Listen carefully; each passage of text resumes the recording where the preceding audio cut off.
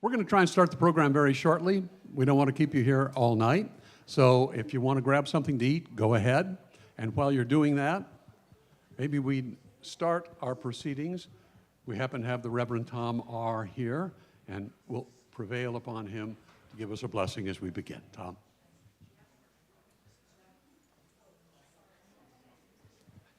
Thank you.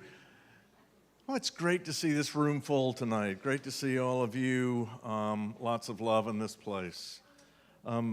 Join with me here for a moment of prayer.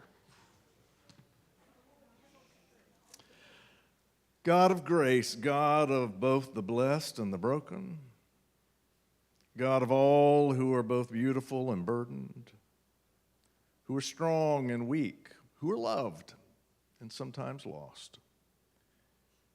We gather this night with a particular gratitude for the decades of love extended to those who found themselves in the midst of the storm, battered by waves of grief or loss, pained by the realization that they did not become the person they expected to become, lost in a wilderness of doubt and fear and shame for 49 years of loving by listening with attention, honesty, and care, of searching for light in the darkness, of hope in a sea of despair, for resurrection from all manner of loss and death.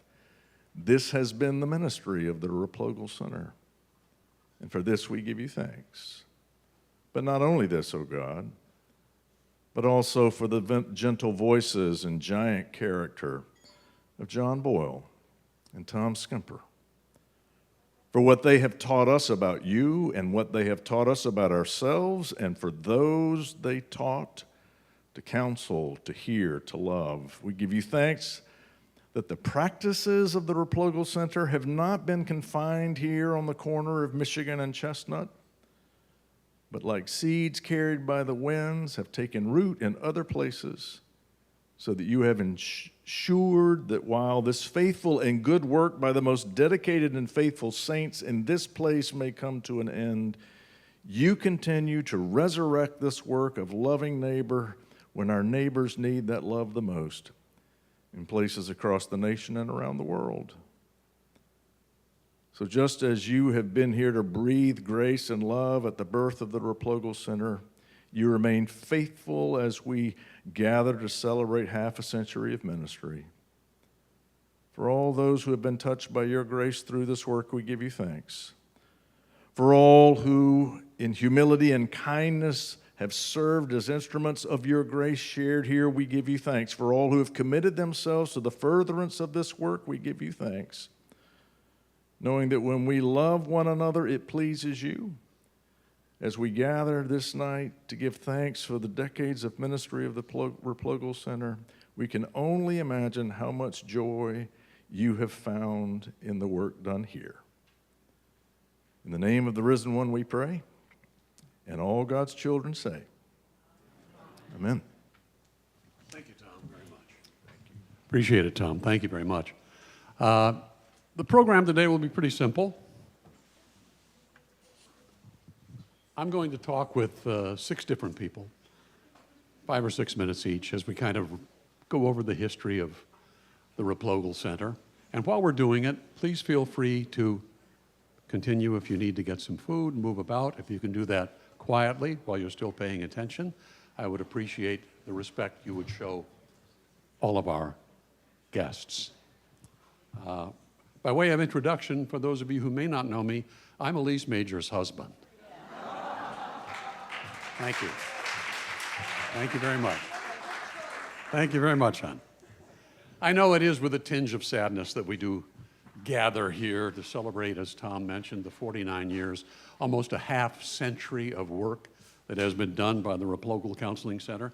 I know this room contains family and friends and interns and former interns and staff and former staff and clients and former clients and supporters of all kinds of the Replogal Center. And I'm sure it's fair to say that all of us are gathered here because we in some way experienced or admire the good works of this center. We've gathered together 6 people who all put together will tell us the history of this counseling center. I know they could probably talk all night if they wanted to, but we've asked them to be as brief as possible because of your own schedule and commitments, and we appreciate you setting aside this part of a Friday night to at least do this much with us. Let me begin by introducing you to Paul Gebhardt. Paul, would you join me up here?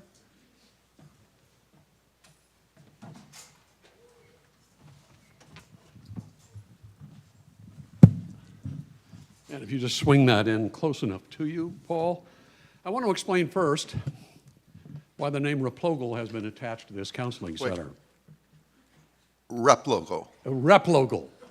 I get corrected all the time with Replogle. You need to know that the name Replogle is to world globes as Rand McNally is to Atlas. I know that when Elise first came to work here, we had a globe in our home, and we looked at the bottom, and there was the name Replogle. The globes are manufactured right here in the Chicago suburb of Hillside, where they are the world's largest manufacturer of globes. If there was a globe in your school, it was likely made by Replogle. The company founder, Luther Replogle, was a member of Fourth Church, and in 1976, Luther and the pastor at the time, Reverend Elam Davies, created the counseling center that we honor today. Paul Gebhardt is the grandson of Luther Replogle and the director of the Replogle Foundation, which has supported the counseling center all these years to this very day. Thanks for joining us, Paul. I appreciate it. So let's go back to 1976. What inspired your grandfather to want to create a counseling center? Sure. So I'm going to go back even further. So my grandfather, Luther I. Replogle, known as Rep, was both an optimist and a man of pretty deep faith. And I'll tell you a little bit of how we got to 1976. He and his first wife, Elizabeth, founded Replogle Globes in 1930, not an auspicious time to found a new company, in their apartment in Chicago. In 1935, my own mother was born, Betsy, but then tragically in 1937, my grandmother died of pneumonia, leaving her husband with a 2-year-old daughter and a struggling business. He remarried to a wonderful woman named Mary in 1939. Unfortunately, she died of dementia in 1969. In 1971, I said he was an optimist. In 1971, Rep married a third time to Lorene, who was a recent widow at the time. And in 1976, Rep and Elam Davies, then the pastor of Fourth Church, inspired each other to found the Lorene Replogle Counseling Center. Rep recalled at that time, and I remember him saying, that there were several times in his life, as I've just recounted, when he was alone and could have benefited from talking with someone. He founded the Lorene Replogle Counseling Center in honor of his wife at the time as a place where people, as he had been, people were struggling with grief in particular, with life's troubles and in despair, could come in right off the street, and that was the idea, right off the street, and talk with somebody and help, and find help that was inspired by God's love. He would have been amazed that 49 years on, it was still so successful and had helped so many people directly, but then I also understand so many people who'd come and done their practicums and other work here as well. He would have been very pleased and wonderfully inspired by the legacy. So thank you all for coming. I'm also curious, Paul, what were the circumstances that caused your family to want to continue the support at the significant level you did for all these years, and how did you know what was happening here? Well, I grew up in Chicago, moved to Washington, but kept ties to Chicago. And the foundation that he established, one of the main points of emphasis for that foundation was to help people who were struggling with grief, who had emotional or mental health challenges. So the Replogo Foundation, both as a legacy that he had established, but then also for the counseling center, was an obvious fit. Absolutely. I appreciate it very much, and we very much appreciate the support that has continued all of these years. You've been a very significant part of everything that has happened here, and thank you very much for taking the time to share that with us. My pleasure. I appreciate Thank you. it. Thanks, Paul.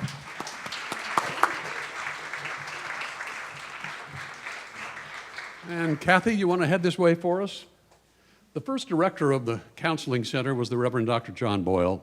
He was recruited to leave a position as Director of Counseling and Clinical Pastoral Education in Texas to come to Chicago.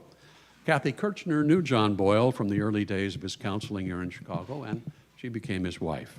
After his passing in 2013, Kathy published a truly inspiring book of prayers, and Kathy Kirchner Boyle joins us now. Thank you, Kathy. Kathy, counseling for grief, as mentioned by Paul, was a significant part of why the center started. Was that an interest of John's at the time? It was. He definitely had an interest in that, and he, of course, when Rep came to town, Rep, as John called him, he took him to lunch, and he said, "This is exactly what we want to do. We want to start a counseling center that deals with people's grief." And so we heard from Paul that Rep was definitely a man acquainted with grief. And 4 years after John came here, his wife died of ovarian cancer. So he was also acquainted with grief. And I think it was a very strong component of the early days and continued. We always had grief groups, and it was a very important part of the counseling center. And in John's other role, his hat that he wore here as a pastor, I was going through his prayers, and I found words that were very interesting. He often referred to wounds that draw no blood, the wounds that draw no blood. And for him, those were psychological wounds that went way back. He was in the military in early 1940s and was in the Battle of the Bulge, and his unit helped to liberate the Dachau concentration camp. And at the age of 19, he saw what human beings can do to one another. And he carried that the rest of his life. He talked about the living corpses that he found there. And boxcars filled with bodies, and just like kindling wood. These images never left him. They were part of him. And I think gave him a foundation to deal with other people's griefs. And then, of course, his clients added measurably to the wounds that he dealt with. Many of his clients dealt with abuse, divorce, loss of life, family members, loss of job, a child, health, all these things that we all deal with over the years. But he was a wonderful counselor, and he did a great service to many people. So just a little, I'm reading I'm nervous because I'm not a good public doing speaker. fine. So in 1976, a staff of 3 began the important work of the center. 2 clinicians, John and Dr. Elizabeth Hutchins, his beloved late wife, and Barbara Braden, who's here tonight. She was the first counseling center secretary and receptionist. And pretty soon the counseling center grew by bounds with lots of new staff people. And over the years, John was involved in the Institute of Pastoral Studies at Loyola University, where he was an adjunct professor to train, mentor student interns. The center soon became a coveted venue for excellent supervision by the staff. The first student John supervised from that program was Elise Majors, who became the assistant director of the center. And weren't we lucky, because we got a twofer. We got Ron and Elise. And as many of you know, we have an ongoing gala that takes place every year. Well, that gala really came from the counseling center. We had a benefit that started how many years ago, Ron? Long time ago. Long time ago. And Ron was the master of ceremonies. He was just excellent. And he would raise his hand and say, raise your paddles, and he would have people parting with their money very gladly. And anyway, we are just so grateful for all the work you and Elise have done with this counseling center for many, many years. Well, we had a lot of help with that, as you know. Well, I know. Nothing happens here without a whole bunch of help, and we had a whole bunch of people who stepped up to do it. But real quickly, the continuing education of therapists was always also essential to John. Yes, yes. He worked with many people. And the tentacles of grace from the center reached beyond its walls, as many of the students who trained here are working throughout the country and indeed the world. And there were 2 special people that John supervised, 2 nuns from Northern Ireland. And they became our friends. We socialized with them, lovely women, Maura and Mary. And they returned to Northern Ireland, to the town of Omagh, and started a counseling center with the help of the Catholic Church there. And John and I visited, and John, you could tell how impressed and pleased he was to have been part of this wonderful counseling center, the Terra Counseling Center. And he sort of viewed it, his joy was palpable. He viewed it as kind of a satellite of our counseling center. I love it. Yeah. Kathy, I very much appreciate your taking the time to share your experiences with us. Thank you. I appreciate it. Thank you, Kathy you. Doyle.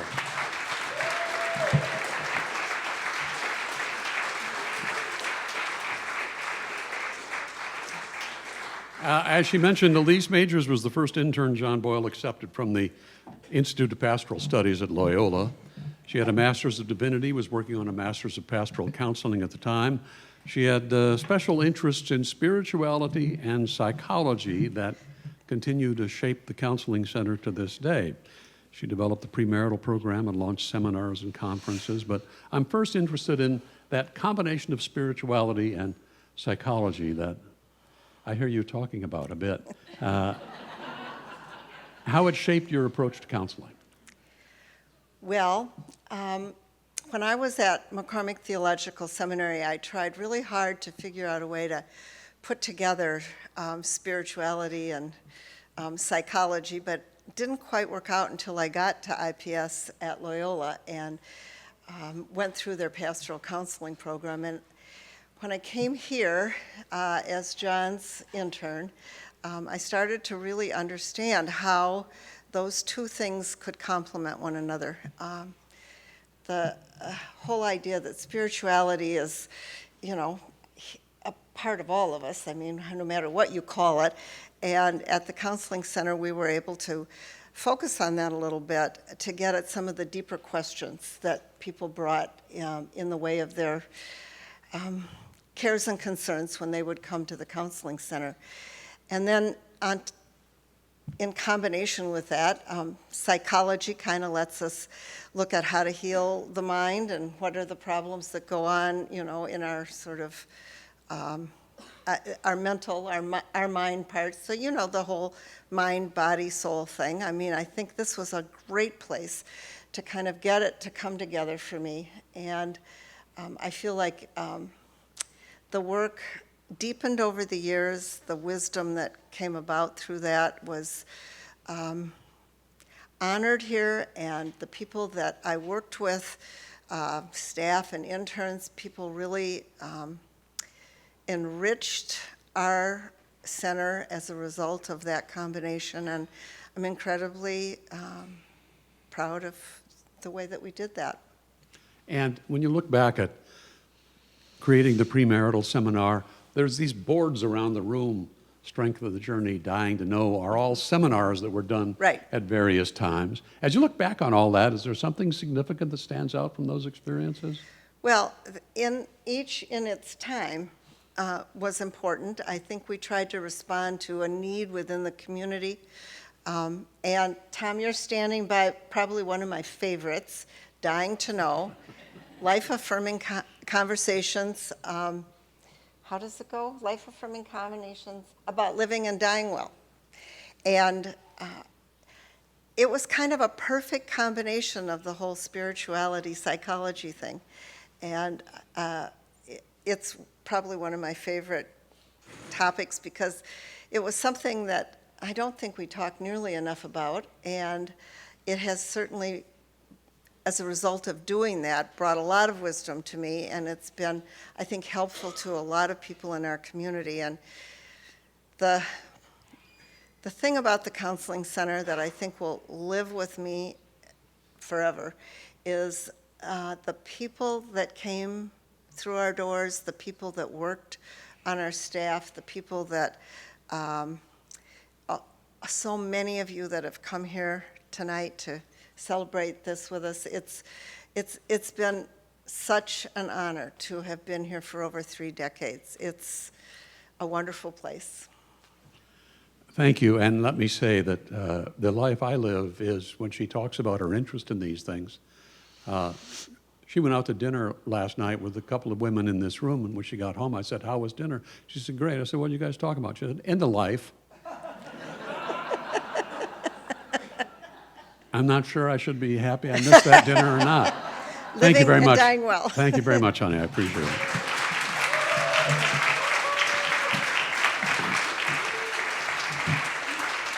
So when Elise stepped away from being the assistant director of the Council Center a few years ago, she has stayed busy and has worked on any number of programs with them on a very regular basis.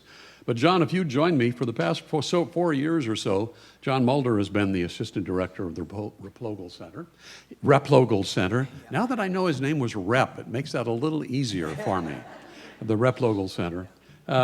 John comes from a diverse background as well, to say the least. Maybe a more formal way to say that might be Masters of Social Work, Masters of Divinity, Masters of Music. That fit? Yeah, I think that fits. He's an accomplished guitarist and composer who, in addition to his job at the Counseling Center, still plays club dates all around Chicago and elsewhere. In fact, his name is on enough CDs. I don't know why we missed the opportunity to sell them with T-shirts in the lobby. John, I am curious about that psychology, spirituality, music. Were those separate entities, and how have they come together in your life? Well, it's a good question. I think that all three of them, when I had to think about this, open us in some way, shape, or form to healing, and so I love that interplay of those three that way. Sometimes, as a musician, I know, and perhaps many of you have experienced that, when your favorite piece of music or something that's really poignant comes on, it opens up a place inside of you that is otherwise inaccessible, and that's often beautiful or touching. And so that's been my love of music, but I also feel that psychology and spirituality can do that as well. Open us to those places that we might not be as able to, grasp or be as accessible. I know exactly what you're talking about. A friend of mine had a wonderful phrase about that once that really, really helped me with it. Is He that right? refers to that as a feeling tone. Oh, yeah. It is something that rings inside your body when that happens. I really do like that. Yeah. You've been closely involved with the intern program, and what is it you would hope that the interns you've worked with the last 40 years would carry out of here into their future life? Well, we're a distinctive place, and so I think one of the things that is distinctive about Replogle, and especially since I've been here and that really drew me to it, was a kind of inner spirituality that is alive here. So we have wisdom traditions that we celebrate from certainly Christian, being in this place, at Fourth Presbyterian, but also we had representatives on staff, people who were drawn, had their Jewish tradition, Buddhist tradition, traditional societies that were represented and so forth. And so there was a richness there that I hoped that the interns would be able to experience if they hadn't already, and to call upon as they kind of move out into the world of being therapists. I also hope that the interns, while we tried to provide the platform to learn the trade, as it were, the art of it, that they'd also find their own way of doing that for themselves. And so I think that's what we really try to help them lean into. And what about you? After your Yeah. period of time here, what's in the top of your memory bank as you get ready to depart? Memories of the place? Oh, I got so many. But I remember the one is when I first met Tom Skimper. When I was an intern here. So I was an intern and then came here as a therapist, and then eventually assumed Elisa's position when she retired. But I remember having such an interesting conversation at the very start. And they offered a position, and I said I'd take a day to think about it. And then I think I called back in about 20 minutes. And I said, I'm accepting. Anyway, it really, I felt the warmth and kindred spirit part of it from the start. That's great. Thank you, John. And let me say, we've been able to coerce John into a bit of music later. I said he was a composer, and you will hear exactly what I meant coming up in just a little while. We look forward to that, and thank you very much. Okay, sure enough. Thank you, John.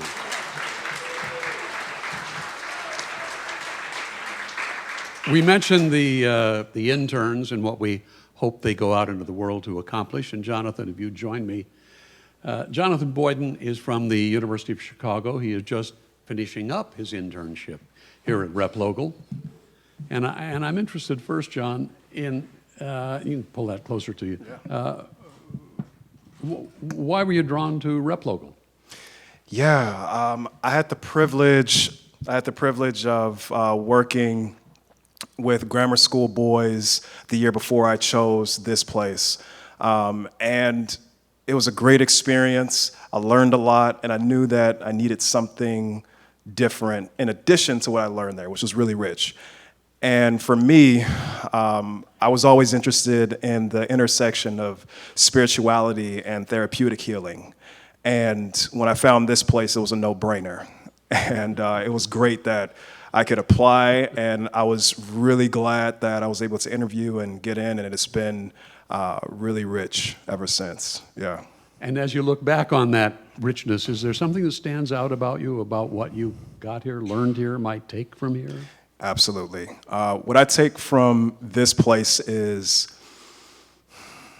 creating space for heart. And, you know, this space really cultivated that in so many unique ways. But if I were to take everything and put it into one takeaway out of everything that I've learned, is to leave space and create space for heart, because it's so important. And I've learned that that's where a lot of the healing happens and even begins.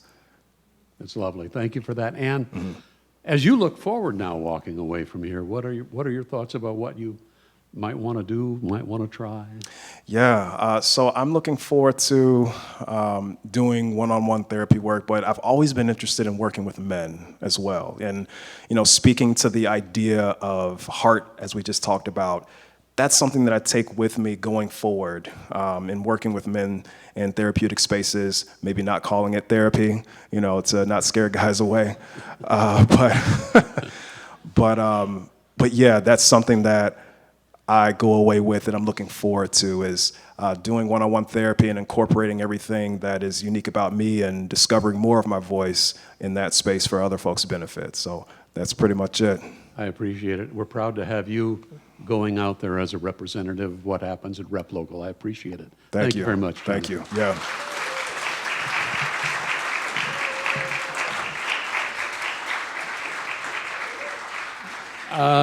There have been two directors of this counseling center. There was John Boyle for the first 15 and Tom Skemper for about the next 34, I think, Tom, if I count that right. Tom is one of the founding partners of Heritage Professional Associates. They oversee the administration of this counseling center. He has watched it grow from a staff of 8 to about a staff of 20 these days, I think. And Tom, as an administrator, a staff leader, a therapist seeing clients, a teacher of interns, that's a few hats that you got to wear. Is there something you like most about this place in the course of all that? Yeah. I think maybe you've already gotten a little sense of kind of the diversity that has come together in a place that is still pretty relatively small compared to other organizations. We had diversity in terms of faith perspectives, theoretical perspectives. We had people who came straight out and were like 22, 23. We had people on second or third careers, like John Mulder. And I think it's the absolute favorite thing of my career as a clinical psychologist to have been able to convene the Monday staff meetings at the counseling center. And, part of being entrusted with this institution after a person like John Boyle started it, I remember initially thinking, and when I look at the picture of what I look like I was 15. And I remember feeling almost that way, like, wow, I better not screw this up. And the case conferences, it had such values that we upheld of transparency, vulnerability, imperfection, struggle. It was such a great environment for interns who came in and heard seasoned clinicians talking about what was frustrating them. And I think it gave a permission for people to be open and to struggle and explore and to feel safe. And it was just an amazing place. It's the people. And then to top it off, Carolyn Campbell, who's the most long-standing therapist here. Remember, I did not say old, okay? But for, yeah, 43 years? Yeah, okay. So for decades, she would bring in a platter of carrots and celery for the meeting. So it just doesn't get any better, Ron. No. Chocolate, maybe. Yeah, right. As you look as you look back at everything you've done and accomplished, and you have those feelings, are there incidents, moments, particular times that pop into your head, and you think that was significant, that was part of a change, that was part of something I learned?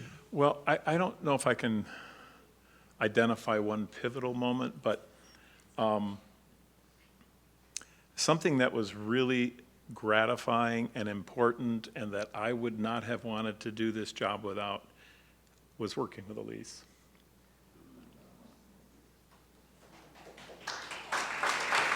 We were sort of like work siblings. It was closer than that. And, you know, these posters were kind of really interesting. We worked like Kathy Bressler is here, and she would come in as a consultant, and we would think creatively about things and then put it on and go through all the details. And it was like a really creative, there was some flow in creating the midwinter conferences, and also some, you know, like, oh man, we got 60 people to show up and we could have accommodated 120 and it sure would have helped the budget. But it was that creative process was special, and working with Elise. And I know it is reciprocated fully. You are, as Mr. Mulder with his music, you have another interest. You're an avid photographer, and the sunflowers that you picked up are part of a theme that Tom has been working with for, as my recollection, about 100 years now. But it's something you clearly enjoy. Does that have any effect or impact or on your therapy work? Well, you know, one of the things I like about my job as a therapist is I get to hear people's stories, and they're really interesting. All you people are really interesting, okay? We all are. And so to have that intimate connection to someone's story, and as a therapist, you know, we're framing it in a certain way. I mean, we're kind of, what's pictured here? And sometimes a curative factor happens because we share the story back with a client from a different perspective. And when my son Jacob is here, and he will attest that when we would go on road trips, they would get really sick of me stopping and needing to take a picture. But when I'm out in nature, I'm always seeing photographs. So I'm always framing a photograph. And in some ways, there's a similar process with someone's story. So seeing the beauty, seeing what's off, seeing what's missing. Yeah. And anything else before we let you go? I have a list of thank yous. And I don't want this to be like if John was up here, he would probably start playing music halfway through the list. They play you off at the Academy Yeah, Awards? right. So we won't play you off. Okay. You get, after all these years, you can take as much time as you want. I'm just going to whip through this, all right? First of all, there's Ron and Elise. At one of those first fund benefits, John Boyle had intellectual academic, like dinners, and raised money that way. And someone on our advisory board said, you know, my corporation just had a 50s band, and that was a lot of fun, and it was a very different thing to do. I was actually scared, thinking the new director is now like doing something frivolous. Well, it was really fun, and it was in the Drake, and I have this memory of carrying helium tanks out of the basement with Ron Majors. And that's you know what? I just looked up some Mark and Chris and Beth, and I don't know how many other people who were there that first night, I think. Who was there at the first benefit? Raise your hand. Yeah. Look at that. Look at that, this. folks. Yes, okay. Micah, yeah. Yeah. So, and then the Replicable, right? The Replicable Foundation. You know, is Betsy your mother? She reprimanded me once for not saying it right. Yeah. And right up until the end, Paul graciously gave a generous gift to help buy the food. So thank you for everything, you know. And then another sort of pillar supporter was Carl Greer, who's here. And see, Carl was an intern, or he did a clinical rotation. There's so many people who have important positions at this counseling center that started, and they just didn't want to leave, and we enabled that. I mean, you know, we kept them on. And Carl also brought in a shamanic perspective, which created a real richness. If you look at the tables, we tried to give a few ideas of what that's about. And then, who in this room at some point has given a gift to the counseling center? Raise your hand. All right, look at that. All of that is just thank you, because that felt like a support and an affirmation of what we were doing. I'm really thankful for I'll tell you what, I had a fear. And the fear was that around May 15, Darlene and I would be sitting in kind of a dark counseling center, going through boxes, pitching out papers, and everybody would be gone. But I am really thankful to the interns, and will you raise your hands, interns, in addition to Jonathan and Jess somewhere? Yeah, okay, good. You know, they're the last ones standing. And I'm really grateful for them. They've been a great group this year. And I'm grateful to the staff that stayed until the very end and didn't have that attrition. Elise came out of retirement saying, I'm going to help you end well. And that's really been great. Bill Singerman, a guy who was left in January because he got another job, and he said, I'll keep supervising the interns to the end. And that's the kind of devotion that people just volunteered. And Sharon and Darlene, who are just the glue of the place. Yeah.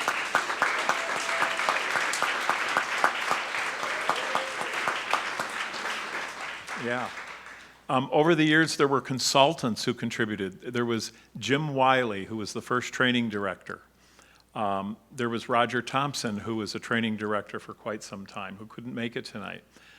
Gil Hefner, a psychiatrist. Ed Tudor, Robert Grunston, who said, I'll just see your clients for the same fee they pay.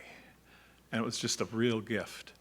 You know, there's people who contributed that Margaret Brennan, who had an untimely death during COVID and did a lot of our publicity. There's Maureen Garvey and Mary Jo, who did the grief groups and premaritals. They're somewhere here. There's Lisa Kowalik, who continued. She's in the back there. Ruth Mayer started a meditation group. She was part of it. And how many years have you been doing that, Lisa? 14 years she's been driving in from Indiana to volunteer her work to do the Thursday night meditation group. That's the kind of people. Ruth Mayer, who isn't here, it was always good to have a rabbi on the staff, you know, to kind of add some richness, and that was Ruth, and she's been a longtime supporter. Linda Remacher is another person who stayed on and was really helpful. There she is in the back. And I'm going to forget some people, but you know who you are. People didn't want to leave, and they wanted to share their gifts with the success of this place. So who all here has seen clients at the counseling center? Raise your hand. Wow. All right. Yeah. Wow. Who all here was an intern at the counseling center? Look at this. Yeah.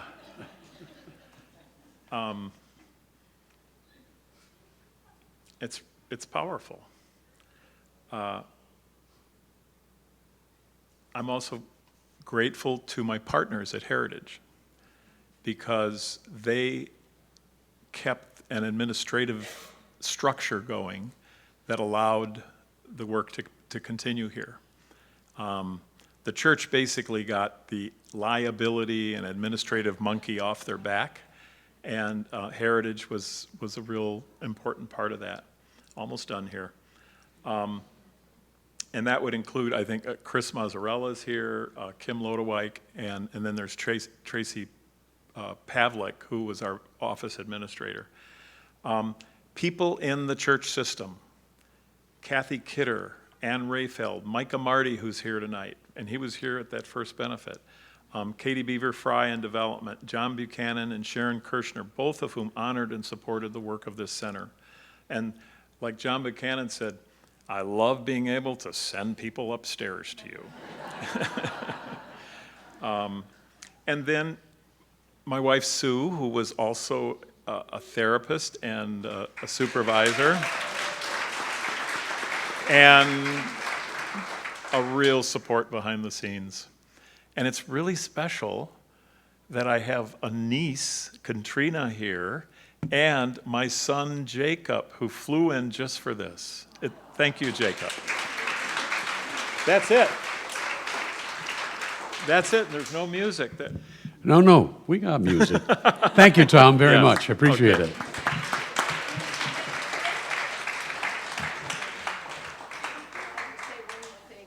Oh, Kathy, Yes. one more thing. Which That I mic will did not, work. which I did not have a chance to say. I just wanted to thank Tom and Elise for seamlessly carrying on John's ministry that he started almost 50 years ago. I just thank you both so much. Thank you. Very nice, Kathy. Thank you. And as promised, we have a guitarist and composer in the room. And we have prevailed upon John Mulder to present one of his original compositions for us. John? That this is a prayer, and it's the first time that I've performed it. So I really appreciate you being here. It's going to end the next recording that I have coming out either this year or next year, which is on unitive life, union with oneself, with spirit, with others, and with creation. It's the ending of the project, and it's called Unity Blessing. So may you be blessed.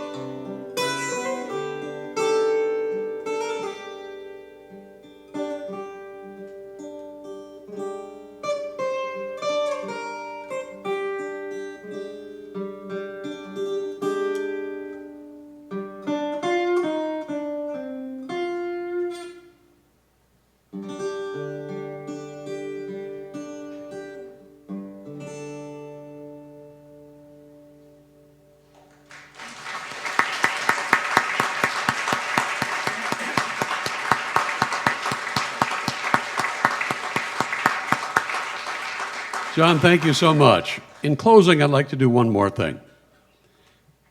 We have received a whole bunch of emails, letters, phone calls from folks who were touched by this center in one way or another. And I want to just take 2 or 3 sentences out of 2 or 3 of those that I think talk very succinctly about the results of this center. From a longtime member of Fourth Church, I received counseling from Dr. Boyle and attended many seminars presented by the Replogle Center. I received direction and support during the loss of a parent, relationship issues, and healing from past incidences that were swept under the rug. All the members and staff of the center were professional, kind, and supportive. We are losing a bright star at Fourth Presbyterian Church. From an intern who became a staff member, I was young, scared, and insecure. It took only one encounter with John Boyle to know I had come to a very special place, a place where I would be held, nurtured, and loved, a place that accepts the frailties and flaws of being human and the glorious adventure of becoming the best we can be. And from a client of the Replogle Center, you walked a dark valley with me.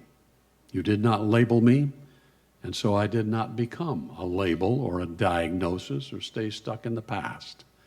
You gave me hope to survive and the time to do it.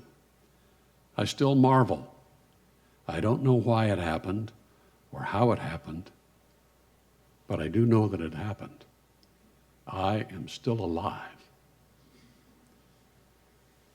This work was life-changing and life-saving, and everyone in this room had either a direct part in it, or was a supporter of it, or was an admirer of it. And I'd like to finish with you making a joyful noise. Please thank yourselves and everyone else who ever touched or was touched by this organization. Thank you all.